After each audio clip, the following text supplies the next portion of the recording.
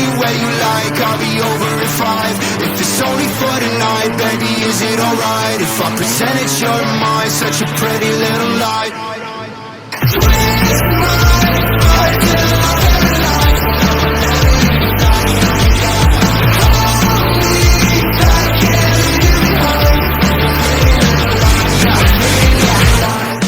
Alright guys, so we just finished up the workout. I'm gonna be honest, my body is broken. We are on week 3 of a week 4 meso. This is supposed to be like a chill meso. So a 4-week training block, very chill, but my body has been just fighting me tooth and nail every single day, where I'm so happy we've been just going like quote unquote light, right?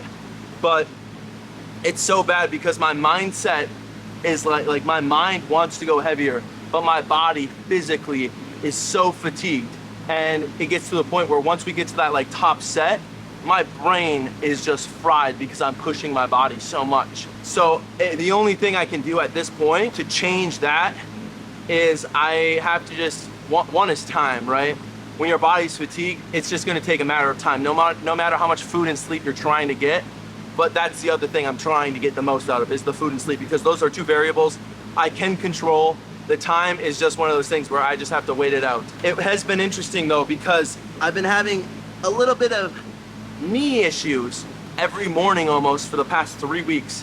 Every time I've woken up and I've taken my dog out, my knee has been just clicking, clicking, clicking. Not in any way painful, but I'm just like, whoa, like I didn't really have this before.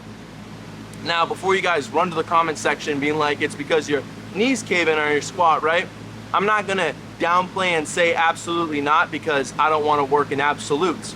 But the other thing I have to also recognize is, hey, we went back to back to back blocks of constant progression. And I was telling you guys, like, as the blocks were going on while I was filming, like, hey, like, I'm starting to feel some fatigue. And then we reached max fatigueness with that 750 squat, which is an all-time PR, like 32, 35 pounds above my all-time max. So there is going to be repercussions of that. That's part of the sport. That's part of powerlifting, you know? If you want to, you know, hit numbers that are, you know, at one point unattainable for you, your body has to adapt. And at that point, you just have to be able to leverage that ability to recover and still hit that barrier of breaking a PR, but not going overly to that barrier where you're getting injured. It's trying to find that finite little macro scale where you can just hit that number, but also try to recover as much as possible after that. And that's what this whole entire block is for this 4 weeks,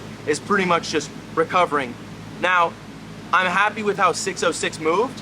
I've moved it way faster in the past. This has nothing to do with how fast I can do it or how strong I am right now. And that's something I have to constantly remind myself when I'm in these periods of time, because I just went from being a brute brick shithouse to now a fragile power lifter. And that's just the name of the game. You know, when you hit numbers, when you hit PRs, and when you ultimately fry your central nervous system, right? And I don't like saying that too often, because a lot of people say they fry their central nervous system, and it really comes down to they're just being under recovered because of the 2 factors, the food and the sleep, right? They're not taking those into a priority, in which then the training can't really take its full, it can't blossom to what it really should be. But at this point in my career, I can tell when my body's like, whoa, and that took a block-to-block training on top of the absolute 750 squat and the 860 deadlift, which it still mind boggles me that I was able to do those numbers. It makes me so happy. Now, I can't just pride on those enjoyments, and I can't just like, oh my gosh, that's amazing, because at the same time we have much more work to do. I don't know if you guys know this, but I think the all-time best squat in the 242s at this moment is 755 or 760 or something tested. And I think the guy who did it was 23. Now, I need to look at this in both a positive but also a precautious like lookout, where I need to stay 1, recovered, 2, not injured, and 3, I just need that time and figure out when my next meet's going to be. Because we just took, if we look at openpowerlifting.com, I would have taken the total in the 242 tested juniors. I would have taken the deadlift, which I already have. I'd be breaking my own record with that 860.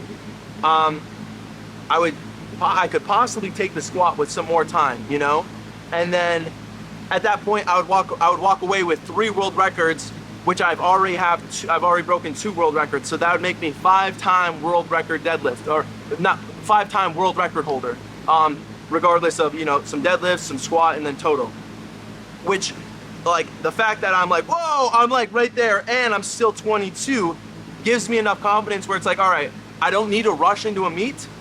There is no thing of like, oh, I'm 22, I gotta hit these numbers before I'm 23, so it makes it sound like I'm cool. I don't care about that at this point.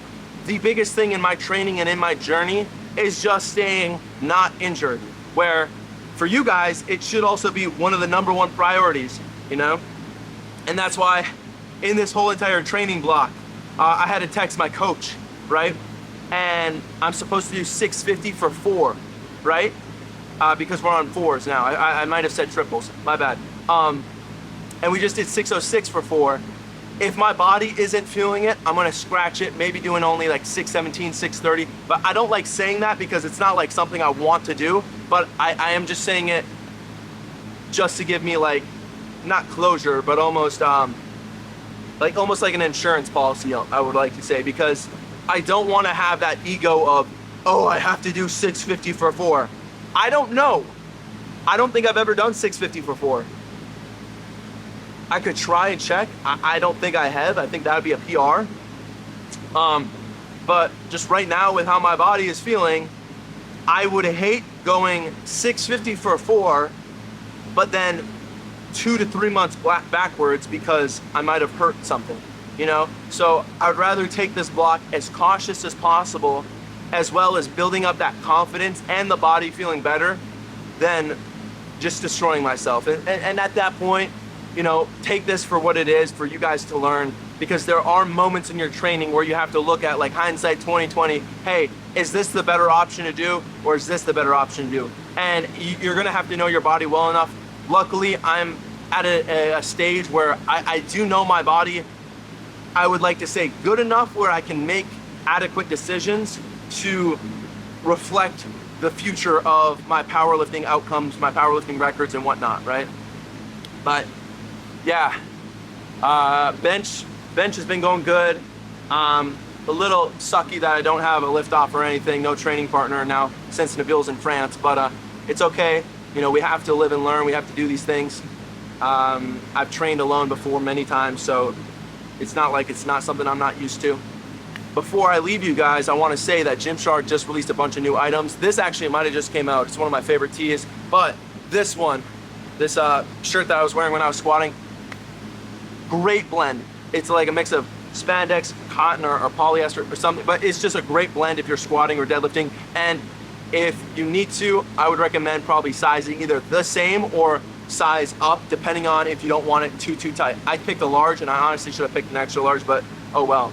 This is a 3XL, and I think it looks great on me. But yeah, Gymshark released a few new items. Use code Sawyer. Gorilla Mind has an energy drink sale. If you don't like the energy drinks, I highly recommend trying the pre-workout. They're smooth pills I always take during a max out to hit an all-time PR typically, you know? So use those 2 links. Also, Avances for squat, bench, deadlift shoes, all around best powerlifting shoe on the market that you'll ever find at this moment. No shoe compares to it in terms of tread, in terms of what you're like actually getting. I've had these suckers for a while.